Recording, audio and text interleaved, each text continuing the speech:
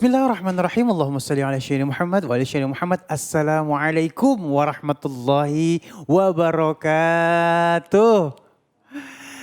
Masya Allah, Alhamdulillah Rabbil Alamin. Di hari yang insya Allah penuh dengan nikmat ilmu ini. Kembali lagi saya Aliza menemani pemirsa di rumah di dalam Cahaya Hati Indonesia ya. Baik, di awal tadi sama-sama kita sudah menyimak ada cuplikan tentang jujur.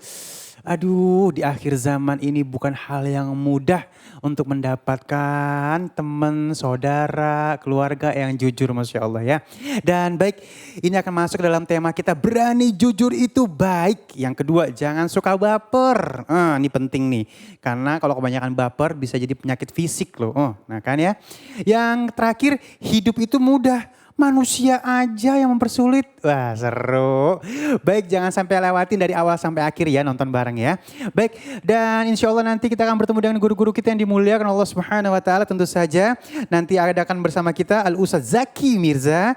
Dan tentu saja ini udah lama nih, kangen banget nih, Ustadz Nur Fadilah atau Ustadz Tile. Dan nanti tetap ada segmen khusus ngaji yuk bersama Ustadz Syam. Dan kita akan masuk ke dalam tema kita yang pertama, berani jujur itu baik, bersama guru kita yang dimuliakan Allah Subhanahu Wa Taala, Al Ustadz Zaki Mirza. Assalamualaikum guru. Waalaikumsalam warahmatullahi wabarakatuh.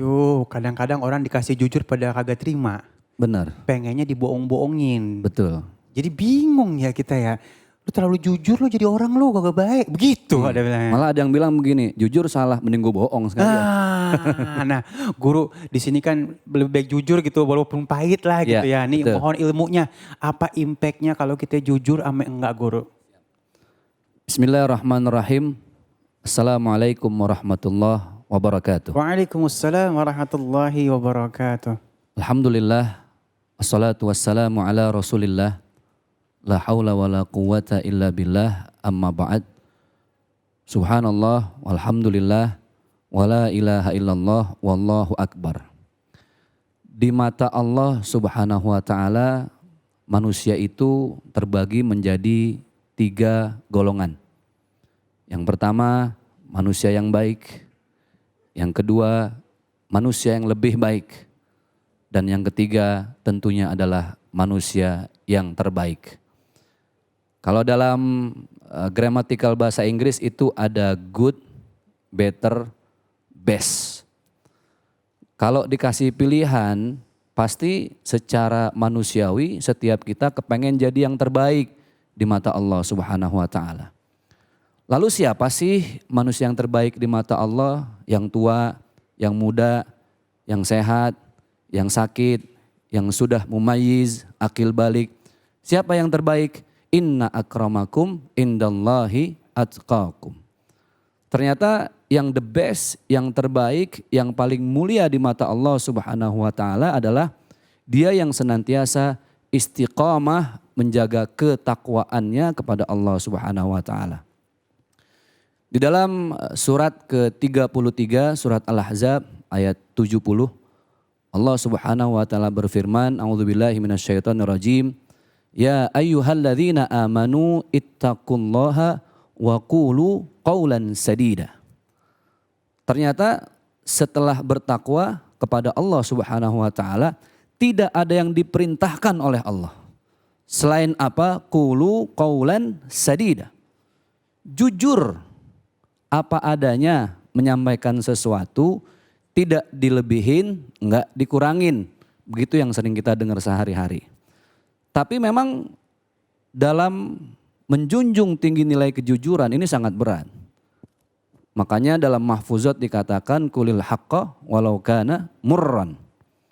Katakanlah yang benar walaupun itu pahit.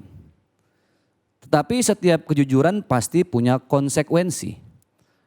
Allah menjanjikan bagi siapa yang tidak jujur dalam perkataannya maka dia masuk dalam kategori orang yang munafik.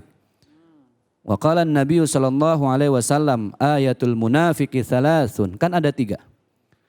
Di antaranya adalah idza haddatsa kadzaba. Kalau dia ngomong lebih banyak ngagulnya kata orang Betawi. Lebih banyak bohongnya. Karena ada manusia yang ketika dia berbicara memuji manusia lainnya, memuji orang lain bukan karena Allah.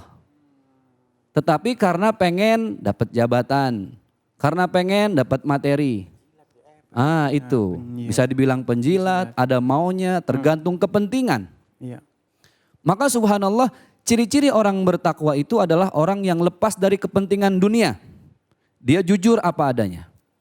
Tujuan dia cuma satu, inna salati wa nusuki wa mahyaya wa mamati lillahi rabbil alamin. Jadi orientasi hidupnya bukan untuk siapa-siapa. Dia jujur karena Allah, dia mencintai jujur karena Allah, dia benci juga karena Allah, sampai dia marah karena Allah. Man ahabba lillah wa man abghadha lillah. Dia cinta karena Allah, dia benci karena Allah.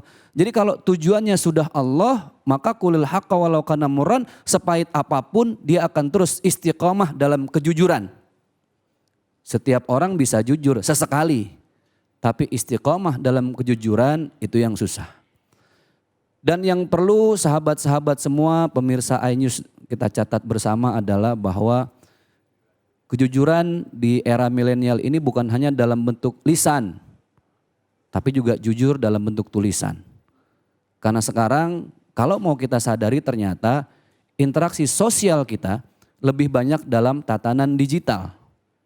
YouTube, Instagram, Facebook dan lain sebagainya. Banyak orang yang memuji orang lain di updatean statusnya, di feednya atau di instastory-nya itu karena memang pengen dilihat sama orang yang dia puji. Ada tujuan tertentu. Padahal kalau kita memuji seseorang karena tujuan tertentu, dunia apapun, entah materi, jabatan, maka sebatas itulah yang dia dapatkan. Kejujurannya tidak menjadi amal jariah yang mengalir sampai ke akhirat nanti. Tapi emang serba salah di zaman sekarang ya. Kita jujur apa adanya berbenturan dengan banyak pihak. Tapi enggak jujur seakan-akan ada aib, ada borok yang semakin lama semakin kita tutupi.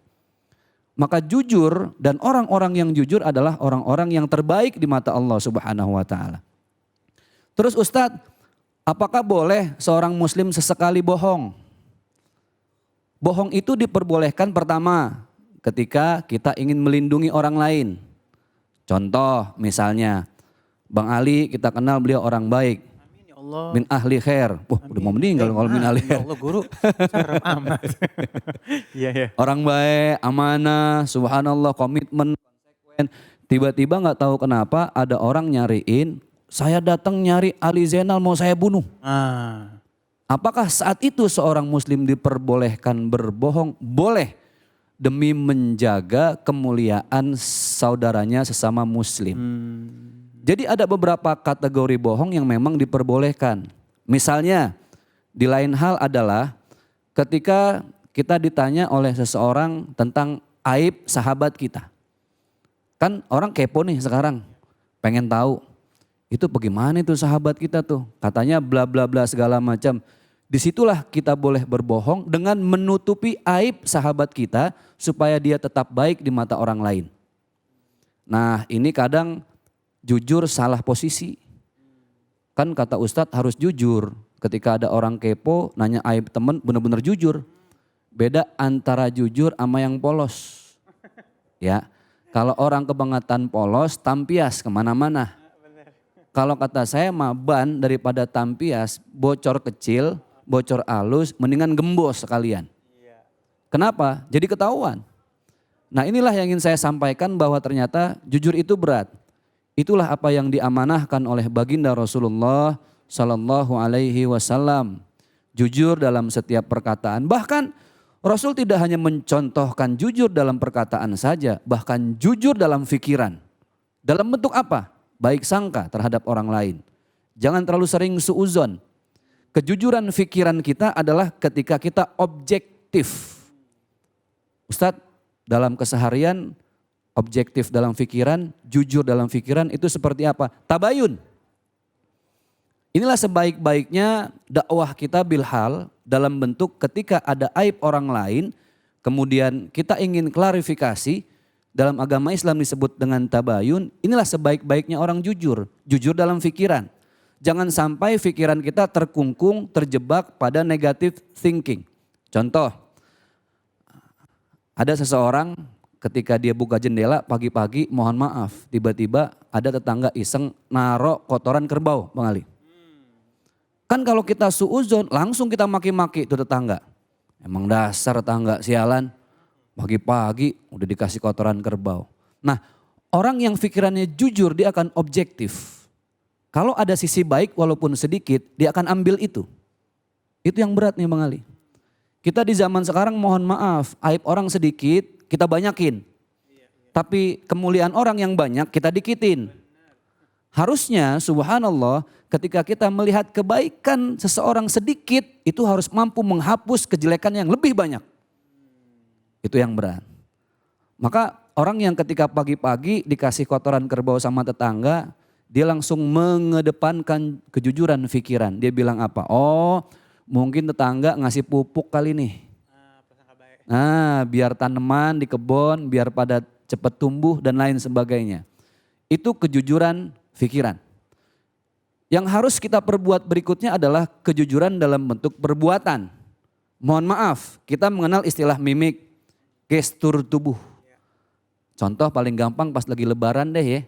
Kita datang ke tetangga minta maaf, ya Allah maafin aneh lahir batin. Gestur tubuhnya seakan-akan meminta maaf. Tapi hatinya, gue gak maafin lo sampai akhirat. Nah itu yang berat. Maka kejujuran perbuatan ini penting ya. Jadi ada 3, kejujuran pikiran, kejujuran lisan ini yang paling sering. Dan yang tidak kalah penting adalah gestur mimik dalam perbuatan kita. Jadi kalau memang kita bilang begini kan semua penuh dengan kode kalau gestur itu ya. Kalau begini mantap. Kalau bisa ini jujur. Pikirannya baik, lisannya betul-betul seperti ini. Gesturnya pun menunjukkan hal yang baik. Begini cemen, payah lo. Berarti kita jujur apa adanya. Makanya begini, orang Betawi mohon maaf karena saya kulturnya Betawi dan tinggal di Betawi sama kayak Bang Ali. Iya. Orang Betawi itu gak demen. Jujur aja udah. Jujur, kita belak-belakan aja dah. Gak ada ngegeremet di dalam atau di belakang. Kita gak demen. Ini sebuah kejujuran yang menurut saya nyakitin tapi di awal. Tapi kan kesononya enak, clear urusan rapi. Iya gak dibawa hati ya. Daripada nyimpen di hati akhirnya jadi penyakit. Muncullah jantung, diabetes, kemudian penyakit hepatitis dan lain sebagainya. Bahkan ada sebuah analisa bahwa ternyata yang sedang kita alami sekarang COVID-19 itu salah satunya yang sangat menentukan kita kena atau enggak adalah sugesti. Sugesti, ada yang nanya kenapa tuh orang gila kok banyak enggak kena COVID-19? Dia bagaimana mau kena virus tiap hari sudah berhadapan dengan makanan yang ada di sampah. Contoh kuli bangunan aja dah. Benar-benar jujur apa adanya. Kenapa? Dia makan kalau kita lihat nggak dibikin-bikin. Ya nasi bungkus di pinggir jalan, kadang nyatu sama pasir. Jadi semua sugesti. Maka berikan sugesti yang paling baik dalam pikiran, lisan, dan perbuatan kita. Supaya 3 aspek yang ada dalam diri kita tersebut menjadi jujur apa adanya. Jadi segala resiko tidak akan jadi masalah. Orang jujur itu subhanallah berat. Rasulullah SAW membangun peradaban Islam, civil society di kota Madinah berdasarkan pada pondasi apa? Qulu qaulan sadida. Jujur, semua dibangun atas dasar kejujuran. Baik itu di kantor, rumah tangga, persahabatan yang paling sering. Kan sahabat gitu Bang Ali ya. Kalau kita bersahabat atas dasar kejujuran jadinya enak. Punya utang contoh, kalau emang ditagih kita nggak ada ya kita ngomong apa adanya. Jangan melipir. Kan ribetnya begini, ngutang subuh-subuh udah nyampe. Ntar giliran kita tagih marahan yang ngutang kan begitu ya. Mari sama-sama kita istiqomah dalam kejujuran, baik itu jujur dalam pikiran, lisan maupun perbuatan kita. Mudah-mudahan apa yang saya sampaikan bisa bermanfaat dunia akhirat. Amin ya Allah, Amin, ya Rabbal Alamin. amin. Istiqomah yang berat ini ya harus bisa insya Allah ya. Baik guruku, ini ada pertanyaan dari Muhammad 26 ya.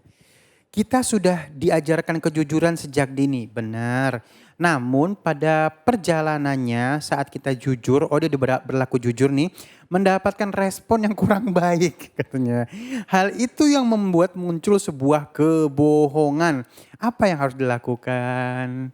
Ya tidak selamanya orang berbuat jujur responnya positif. Sering banget kita punya niat baik sama orang lain, justru nggak dinilai baik sama orang lain. Yang berat adalah bagaimana untuk terus komitmen dan konsisten dalam kejujuran apapun resikonya. Apapun komen dari netizen. Ini kan benar ya sebenarnya, maha benar netizen dengan segala komennya. Jadi mau bilang apa kek. Udah biarin Karena aja. begini, netizen itu jangankan dalam hal yang baik sedekah, apapun yang bersifat ada amal jariah dan pahalanya. Orang kalau sudah ngelihat orang lain jelek, jangankan Jelek yang aja. benar-benar jelek, Heeh. baiknya aja tetap dicari jeleknya. Benar. Nah, makanya konsisten dalam kebaikan itu susah. Komitmen dalam kejujuran itu bukan perkara yang mudah. Jadi teruslah istiqomah dalam kejujuran, apapun yang akan diberikan oleh netizen dalam bentuk komen, bully, dan lain sebagainya. Ingat, semakin kita dibully, disitulah Allah sedang menguji kita. Apakah kita istiqomah dalam kejujuran kita atau jangan-jangan kapok dengan kejujuran kita sendiri. Masya Allah, jujur aja udah, nggak usah Jujur lihat apa kiri adanya. kanan. Masya Cuman Allah. jangan pengetahuan jujur juga gitu Iya. kan. Baik, terima kasih guruku yang dimuliakan oleh Allah Subhanahu wa taala. Masya Allah, ini habis ini bahasanya viral banget nih. Jangan suka baper. Masya Allah. Bersama guru kita Ustadz Nur Fadilah. Tetap bersama kami di Cahaya Hati Indonesia.